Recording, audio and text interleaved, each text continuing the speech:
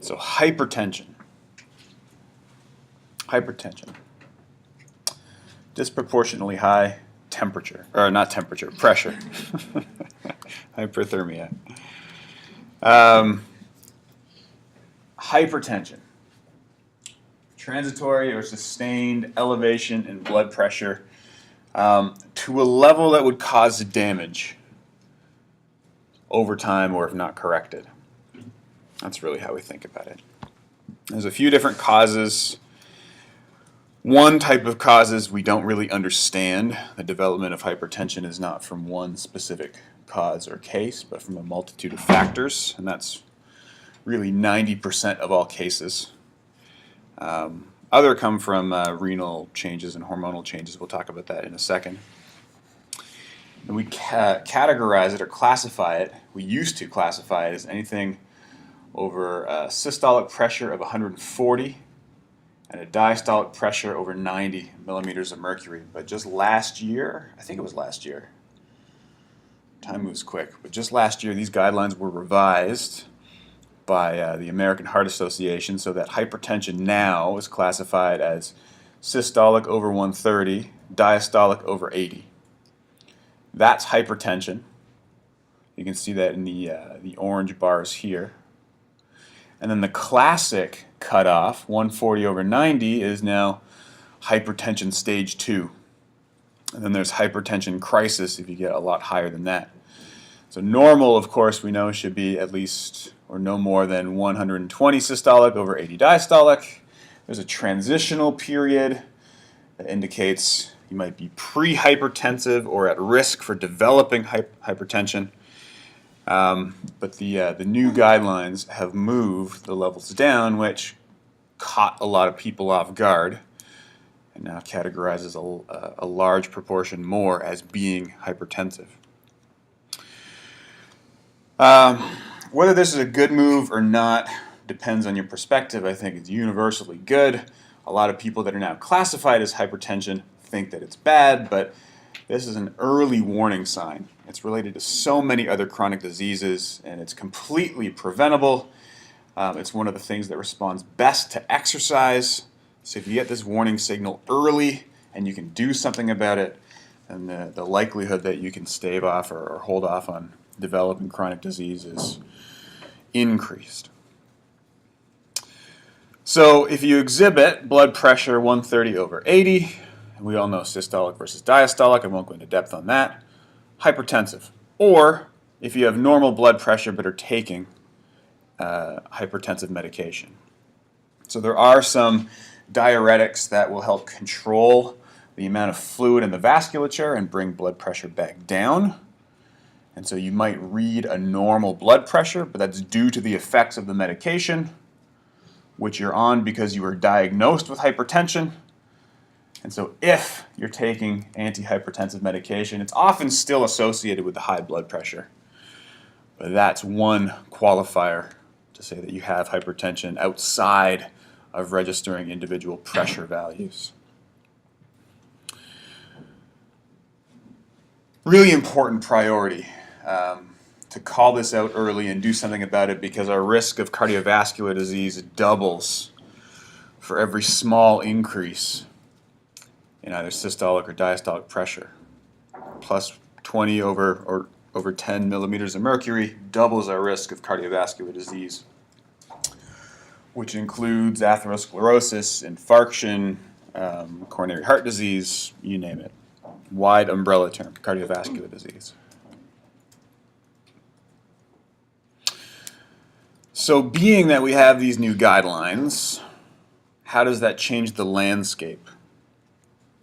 How does that change our scope? It used to be that 1 in 3 Americans had hypertension, now half, 1 in 2. Another 30% are pre-hypertensive, and I wonder actually that number might be, according to the old guidelines, it's possible that number has gone down because part of that pre-hypertensive group would have been co-opted by the hypertension stage 1 group.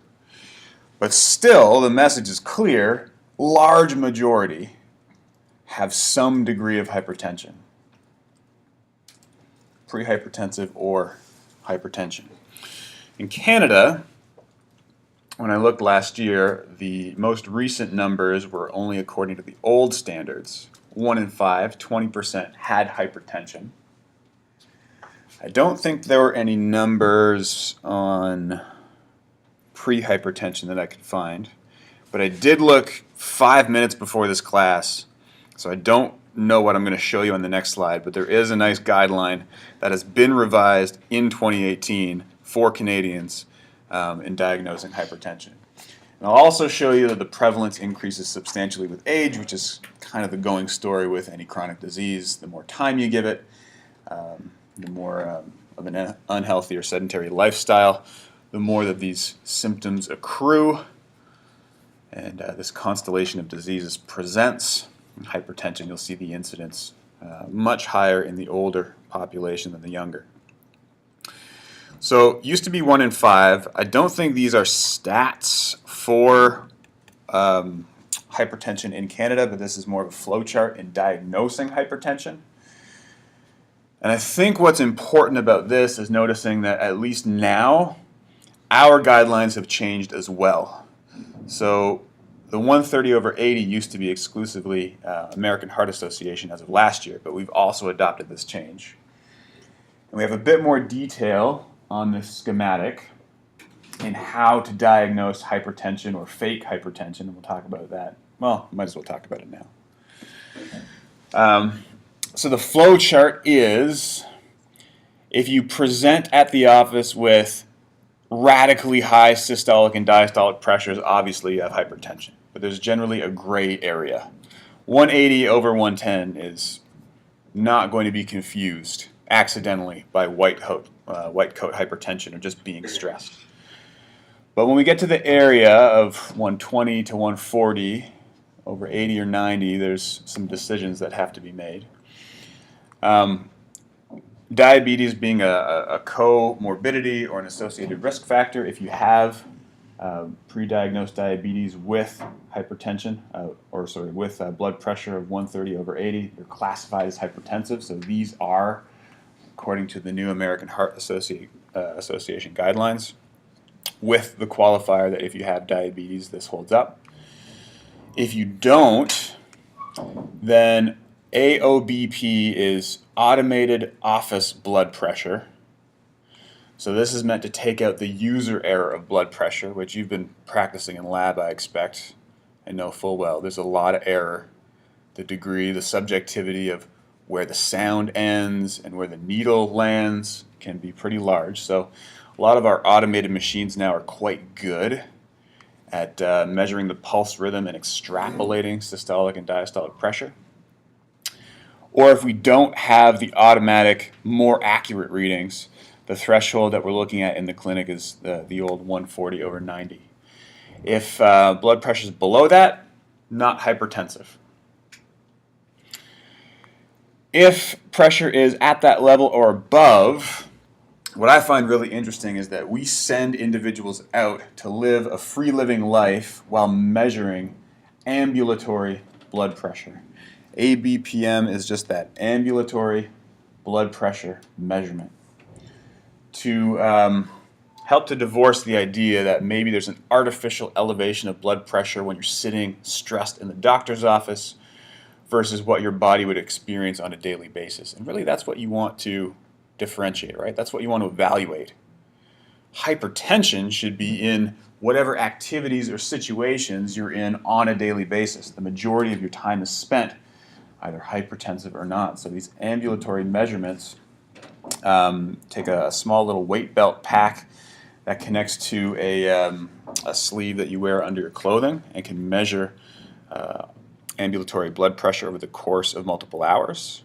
And we have a few studies that use that, and we'll look at how that changes versus resting doctor's office blood pressure.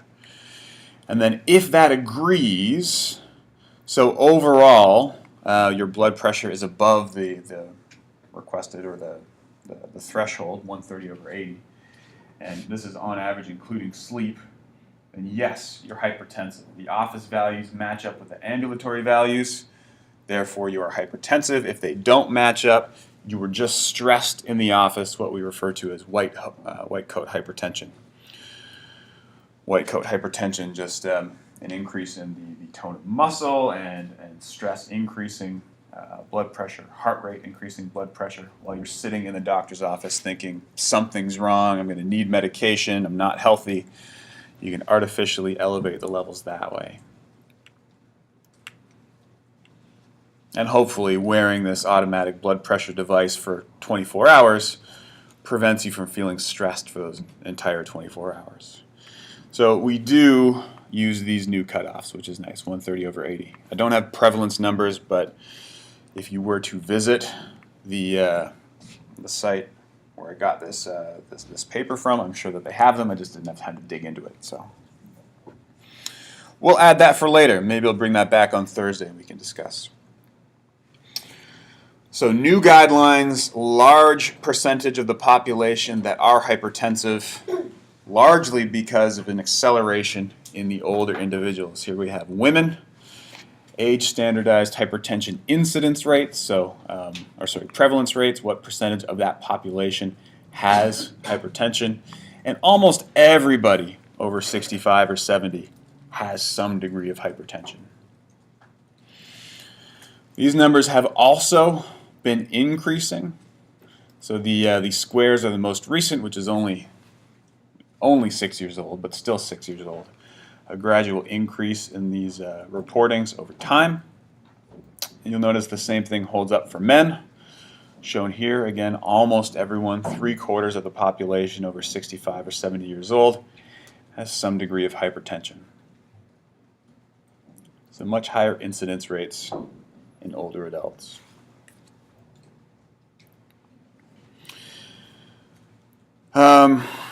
These parallel numbers in the US, and they are people that we know about. It's possible that a larger percentage has hypertension, but that isn't reported. Of these individuals, usually by polling, about half of them have it under control, are taking medication, or are engaging in exercise programs to accommodate the high prevalence. Half don't have it under control. Half are not taking medication or seeking out exercise interventions. And some don't even know about it. So this is probably the low watermark as far as the best case scenario for hypertension in the population at large.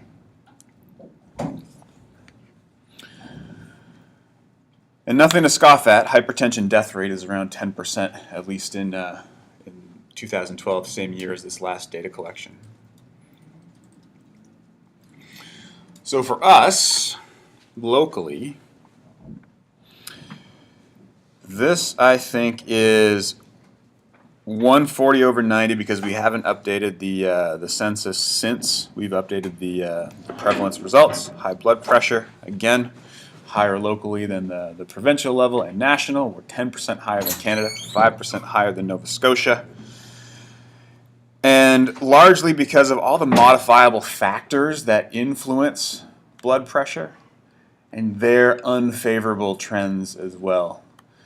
Blood pressure largely related to alcohol consumption, obesity, fruit and vegetable intake, exercise. You can see, for example, these are far lower, or maybe not far lower, but lower than the province and Canada as a whole.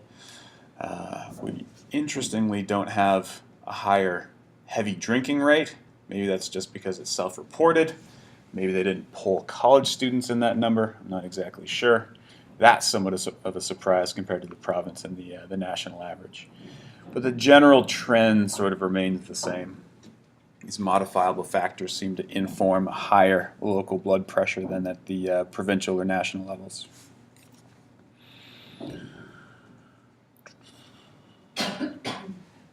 So, what causes hypertension? These modifiable factors we know will influence hypertension. What causes hypertension? And for the most part, the majority of cases, we don't have an answer. Essential or primary hypertension is idiopathic, meaning it has no one single cause. Excuse me.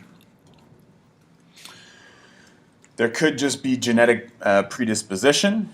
There could be the accumulation of negative lifestyle outcomes that all contribute to primary hypertension, but no one thing could be pointed at as the smoking gun saying is because you ate that hamburger the other day that you have hypertension now. There could be salt sensitivity or renal or hormonal imbalances, etc., that might contribute to this. Largely,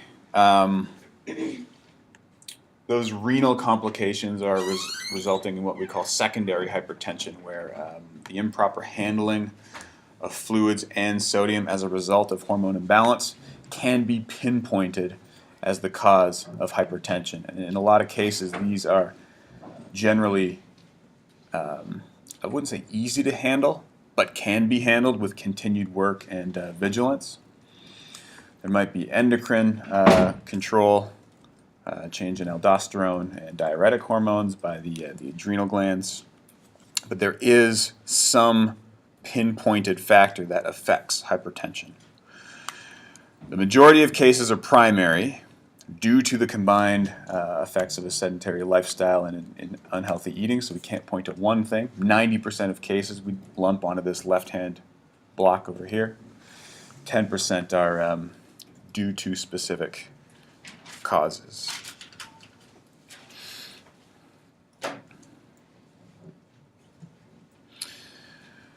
So we don't have a satisfying answer for what causes blood pressure, but the usual suspects are at play. If we can counteract those usual suspects, we can decrease the incidence of high blood pressure. But what is it that blood pressure does that is so bad? What is it that blood pressure does that is so bad? We can measure blood pressure externally. You've done that before with blood pressure cuffs. We can do it with automated machines. We know blood pressure can go up and stay elevated. Because blood pressure is so intimately related to flow and constriction of the vasculature, if we measure high blood pressure, that means either one or both of these factors have to also be elevated. Cardiac output, also known as Q or flow, the amount of blood pumped per minute is higher, or total peripheral resistance, TPR, which is a dimensionless measure of constriction in the periphery, or the resistance to flow in the periphery, or that's higher. They can both be higher. One can be higher, but something has to be higher in order for blood pressure to be elevated. This is a fundamental physiological equation. Usually, if we register a high blood pressure, we will take immediate steps to reduce one or both of these to try to bring this back in line. But what I've been describing is the chronic appearance of high blood pressure. If there is a chronic elevated high blood pressure, one of these must be sustained, high and sustained. And I would probably bet it's TPR, it's the resistance to flow, because of either enhanced constriction or blockages in the arteries or too much fluid to pump through the vasculature. I would probably bet it's TPR, but one of them has to be elevated.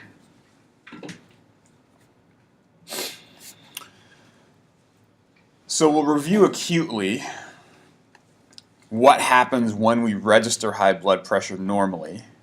We know that blood pressure can be chronically elevated, but this is a review of your second-year feedback loops, negative feedback loops. The classic example being blood pressure, where if there's a stimulus, something acts to change blood pressure, or to change that stimulus. So normally we would expect that if blood pressure increased, we would take steps to reduce blood pressure, right? Why is high blood pressure a problem if we have this negative feedback loop in place? Normally, cardiac output and then the total peripheral resistance can regulate accordingly. So if we sense a high blood pressure, we engage these mechanisms to bring blood pressure down. What measures high blood pressure, or just blood pressure in general? Remember?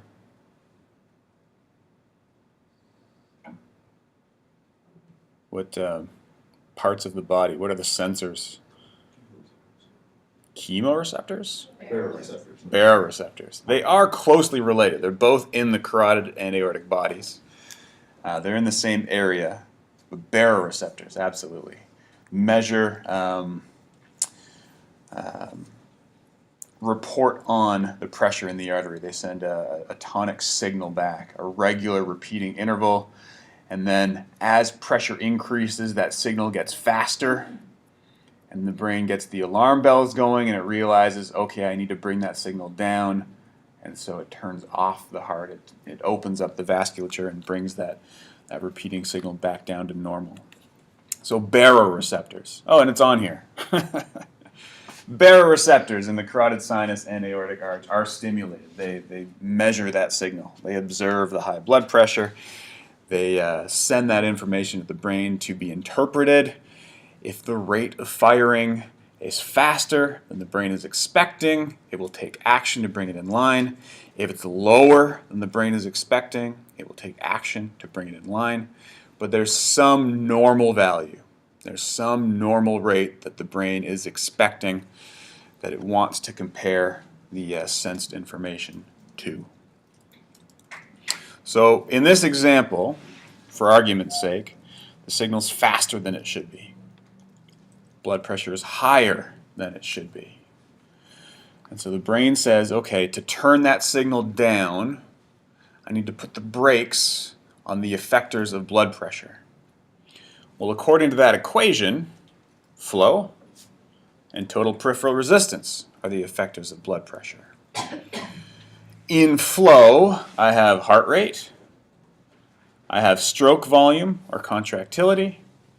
If I turn those down, if I reduce the sympathetic innervation to those values, then I reduce cardiac output. And simultaneously, if I open up the vasculature, I turn off the constriction of arterioles in the periphery, I bring TPR back down. So we'll let those things take effect. I'm decreasing the amount of fluid that's being forced into this system of plumbing. I'm opening up the plumbing. Overall pressure is reduced. If it's reduced enough, I don't know. But the stimulus will continue to be sensed and send information back to say, processing center, what you did worked. Stop deactivating the heart and deactivating the arterioles. Or it'll say, it didn't work enough. It's still faster than normal. Continue to put the brakes on cardiac output and the constriction in the periphery. So acutely, we are pretty good at taking an imbalance and returning it to normal. Homeostasis. Why then can high blood pressure persist? Any ideas? Yeah? Damage to the baroreceptors? Damage to the baroreceptors. Or Yeah. other blood vessels? I don't see why not. Absolutely. Okay, so damage to the baroreceptors where their firing rate is disproportional to the blood pressure. Sure, absolutely. I don't know if that actually happens, and I'm not saying it doesn't. It's possible that it might happen. I'm not sure of a case where it would, unless there's like trauma to the artery or atherosclerosis in that area perhaps. Yeah, okay. Cool idea. I like that. Let's put that as one. Damage to the baroreceptor. So the signal doesn't match the stimulus. What else might result in chronically high blood pressure? Here. Buildup of plaques. Buildup of plaques. Okay. You're not wrong, but if I'm playing devil's advocate and saying, okay, a buildup of plaque might increase blood pressure, that would be sensed by the baroreceptors if they're functioning normally. And then the brain would take measures to try to reduce the same factors we just talked about. Maybe we can't vasodilate in the areas that you're talking about, where there are plaques. There's probably other areas where we can vasodilate, so there might be some reduction in resistance. And that doesn't affect the heart. So why would that make it persistently higher? I think you're on the right track, and the abundance of plaques is an indicator of a persistent unhealthy lifestyle, and we know that ends up resulting in high blood pressure. But if this system works, we should be able to compensate for that. Why can't we compensate? Yeah? Due decreasing elasticity of blood vessels. Okay, decreased elasticity. So where you are both going with this is, what if we don't have one of our two avenues for compensation? We're gradually getting rid of one of the effectors. Okay, that would severely limit our ability to return to normal. And we would want to turn the heart down a lot, but there's obviously limits because it's incompatible with life if you turn it down too much. So maybe. I think your theory is sound. I don't think it's practical. I don't know if we'll ever see that in practice, but I think it's a good idea. What might be more practical? Isn't there, like, as you become more and more overweight, there is an increase in vasculature or like blood feeding into the adipose tissue? So the increase in like arterial abundance, I guess, would maybe make it harder to have the vasomotor impulses be as effective, Okay. just because there is so much more to, like, more feeding Yeah. into this one heart that stays a consistent size. Yeah, okay, that's a really good point. So if the vasculature expands, if we have more tissues to perfuse and we make more arterioles, maybe that necessitates a higher blood pressure to push blood into all of these new avenues. Entirely possible. It certainly would make the workload on the heart greater because it has to reach all of these other endpoints in the vasculature. But I'd argue that the receptors, think about it this way, pressure in the aorta is pressure just before the capillary. The pressure is uniform, just like oxygen is uniform. And if we're measuring pressure right away as it leaves the heart, any expansion of the vasculature shouldn't affect the pressure being sent out. Maybe the heart has to work harder, but we're trying to make pressure live up to our standards. We are matching pressure to our standards as soon as blood leaves the heart. So the work might be harder, but I don't think pressure would be affected. Pressure is the regulated variable. Without pressure, there's no flow. We want pressure to be at our set point. Yeah, Prasad. Does what you eat affect blood pressure? For example, like high blood sugar would Okay. contribute to blood pressure in general? That I think is starting to get on the right track. And let's expand that idea. So what you eat contributing to high blood pressure, high sugar, high salt diets would be a regular insult to blood pressure. It would elevate. These systems would engage to bring it down. But if you kept doing that, what happens? Like if you keep doing it, it's harder on your heart. You can get like hypertrophy. Harder on the heart, yeah. What else? Thinking like the renal and endocrine deficiencies that you were mentioning earlier in type 2 hypertension, that maybe like the actual active components in this feedback loop aren't working properly. Okay. So like your hormonal levels or like your ability to actually filter blood through, or not blood, but I mean. Okay, through good. The renal component. This is where I think the discussion should go, exactly. And it really takes into account Peter's point as well. The continued insult of an unhealthy lifestyle, unhealthy diet, high blood pressure spikes that have to come back down means perhaps we're at the limits of our ability to affect change, but also the body will adapt to what it considers the normal scenario. Our set point changes. the brain will eventually say, you keep eating this much sugar and salt and fat. You keep not exercising. I'm trying to bring blood pressure back down. I'm having a hard time because my effectors are less effective. So I'm just going to regulate about a new set point. Instead of 120/80 as my set point, the processing center in the brain now says 130/80, or 130/90, or 140/90. And so high blood pressure persists because you're not trying to get back down to 120/80. You're now trying to stay at that level. Yeah, Razan. Would stress be maybe Yep. part of that? Because like could be more of an unconscious stress too. Because like if you're Certainly. always eating, let's say blood sugar. Stress would absolutely consider that, or contribute to that as well. Yeah, all those factors would ultimately result in the same change, the same endpoint. That set point is raised. So the brain regulates higher. Stress, chronic stress, would activate this balancing act.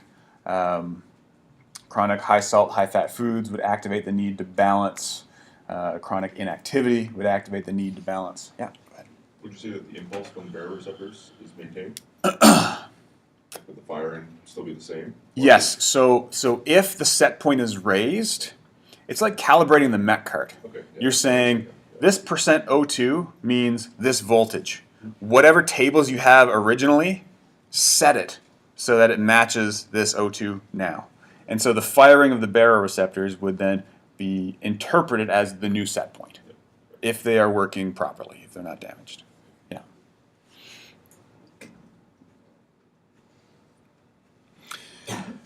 So that's how chronic hypertension can persist, and perhaps why treating chronic hypertension can be such a long and arduous process. You can bring it back down acutely with exercise, you can bring it back down with medication, but if the set point's raised, your body is then trying to bring pressure back up, and it's the continued negative insult that would eventually bring it back down and correct it over time. Yeah, Leanne.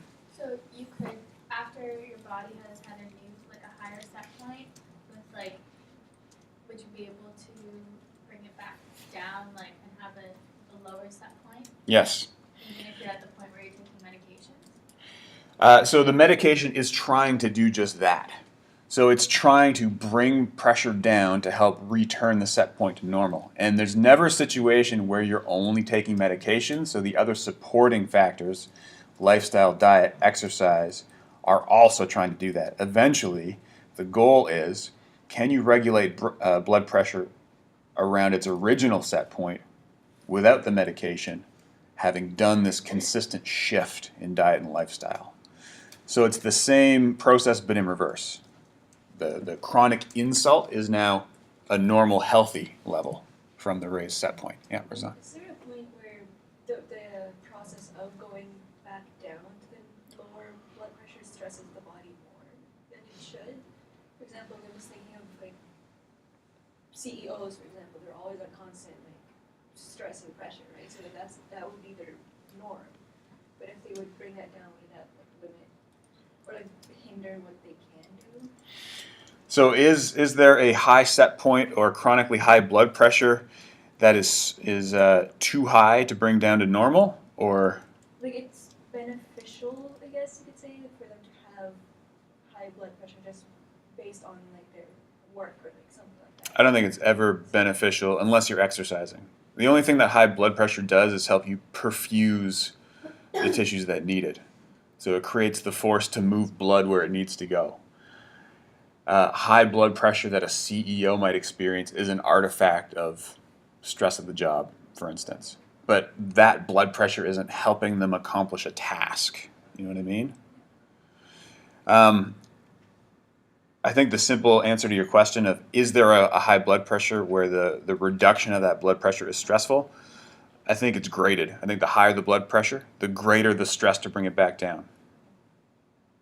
I don't know if there's a blood pressure that's too high that it can be brought down. I don't think that's possible. I think anything can be restored. It's just the investment of effort would be larger if your blood pressure is larger or higher. Yeah, Dylan. So could you create a lower set point too? Could you create a lower set point? That was there like being at like 120 over 80 would be within your own body, a hypertensive state. Wow. There's no reason we couldn't create a lower set point. It is by far the exception. It's a very rare occurrence, If you have to be, especially like, very in robust, today's so- society. I don't see why not, though. Yeah. Yeah, I don't see why not.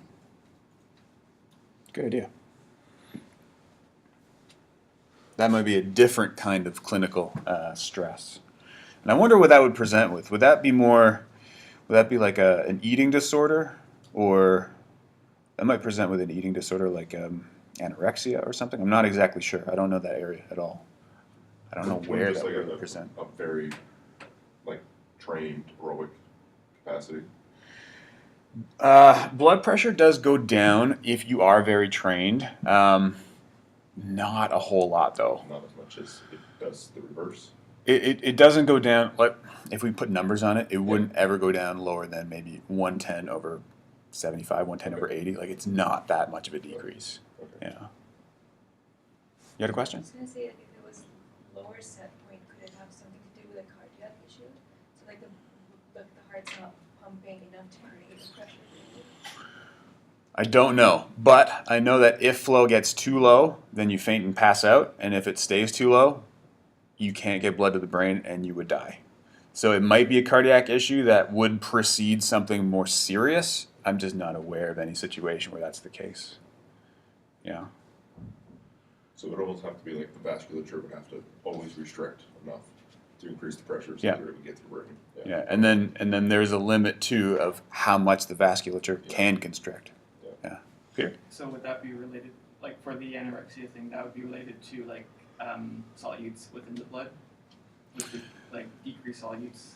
There might be an enhanced expulsion of fluid, but also just the physical pressure.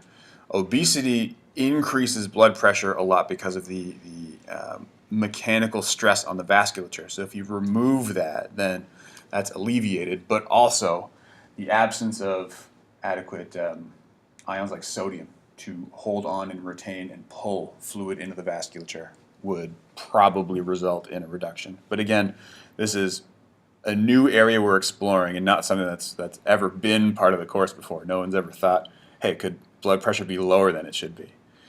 Just thought experiment. So probably, I think so. But from this point on, we're going to continue with the idea that blood pressure, if it's not what it should be, it's too high. That's what we're continuing with. So how does it get too high? What are the main factors contributing to high blood pressure? I think I'm actually even missing one. So chronic expansion of blood volume would increase blood pressure. Reduced compliance or increased rigidity is another way to say that would increase blood pressure. And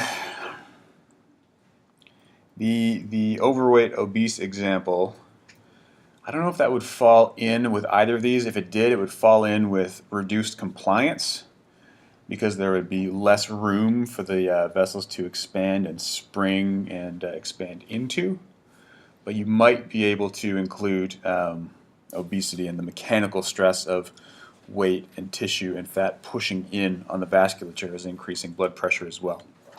But the overall effect would be, regardless, having more blood makes the heart work harder. Reducing compliance or increasing the rigidity makes it harder to force that blood into the periphery, which makes the work of the heart greater, what we call the afterload of the heart greater.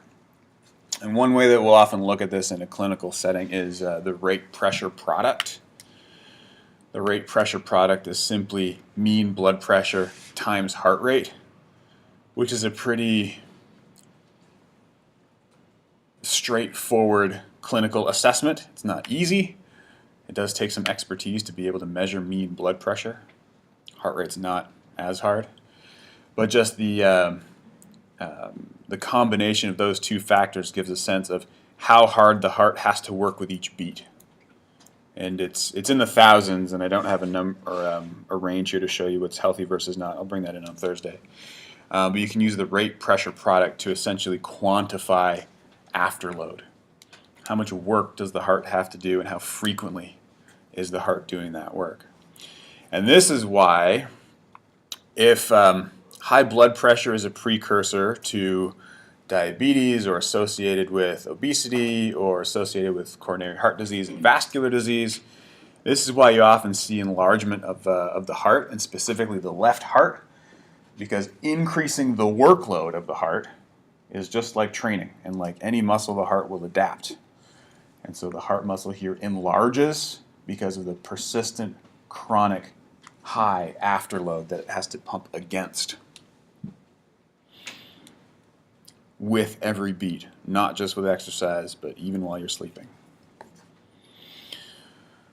So let's take just a quick look at each of these. Chronic expansion of blood volume. Blood flows through the veins. More blood trying to fit into the same space obviously increases pressure. So we have a normal amount of fluid flowing through, and then for some reason we try to force more fluid through the vasculature, more fluid in the same space, higher pressure. How this occurs largely is due to a high salt content in the diet. Although there is some controversy there, some people will argue that salt isn't necessarily the problem. There's still a large debate going on about that. But it makes sense logically, being that sodium is the main cation in the blood, in the extracellular fluid. Body tissues like to be at a certain concentration, so if we have more sodium, we need to dilute it. Fluid flows in to dilute it. It's usually the reason this occurs.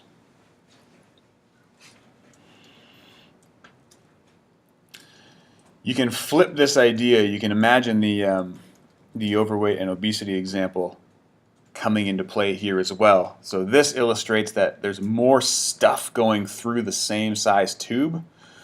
What if you compress the tube from the outside? The same kind of end result occurs, where whatever's inside is compressed and pressure goes up. So if there's an external mechanical force pressing in, the same thing would occur.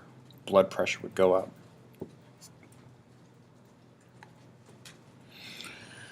What about compliance of the vessels?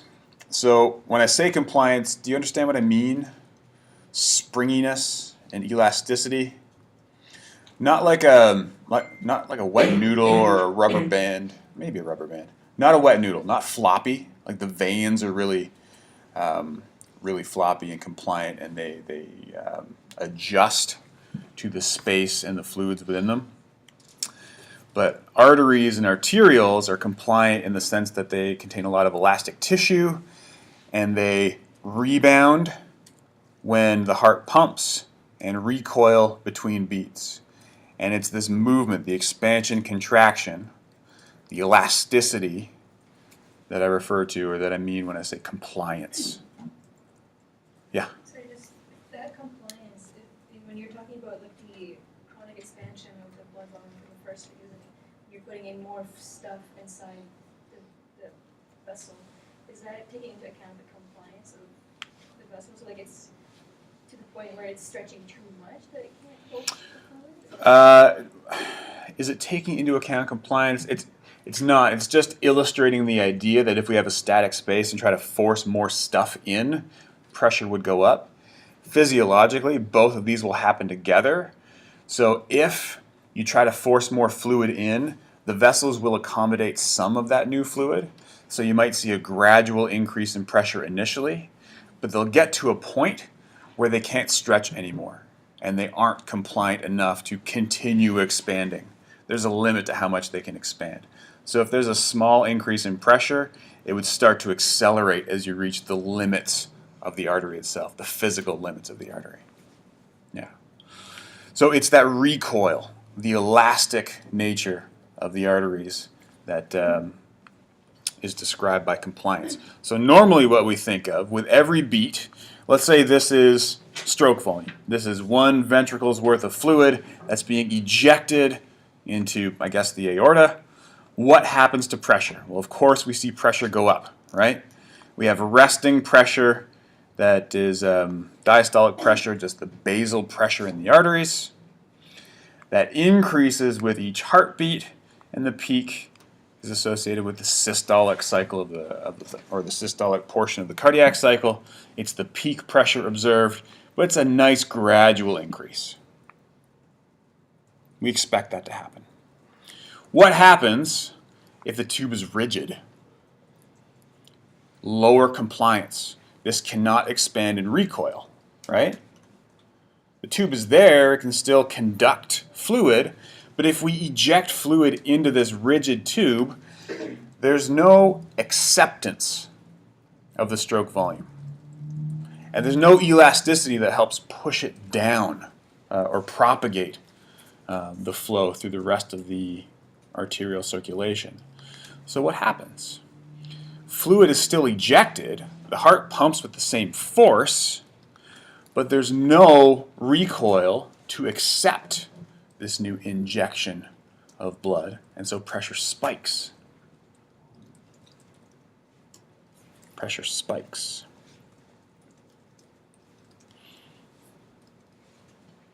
So which scenario would you imagine is more likely to predispose to endothelial damage in the vasculature? Probably higher pressure, right? Just the stress, the mechanical stress, high pressure pushing out, or the shear stress of blood moving across the inside of the walls. It's higher if the arteries are less rigid. Man. Would that give you just a higher systolic pressure and your diastolic would be normal? Usually, yes. Whether diastolic increases or decreases, it tends to not change as much as systolic. Certainly systolic will respond more and exhibit a higher spike or higher level first. Diastolic will increase if there's a chronic overabundance of fluid or a chronic compression of the arteries with being overweight or diabetic. So that's a good point, yeah. You can imagine, too, the example of the artery that I've shown you over here. We think of this as a healthy artery. It's got these speckled yellow spots, which are meant to indicate that there's some damage to the endothelium, and this would be a precursor to developing atherosclerosis and plaques in the arteries. So imagine what happens if you have already a susceptible area, and maybe this ruptures and the wall starts to scab over. It's like a scab that you would have on the outside of your skin. Atherosclerosis makes that on the inside of the wall. Imagine what happens there if it encounters this type of pressure spike. Right? All of a sudden, this large pressure flows by. It's just trying to rip the scab off, rip the wall open. And if it does that, that's what we call an embolism. If that gunk, that scab, that mass gets lodged in the capillaries of the lung, pulmonary embolism. If it's lodged in the brain, stroke. So we don't want this to happen at all. Rigid vasculature promotes large spikes.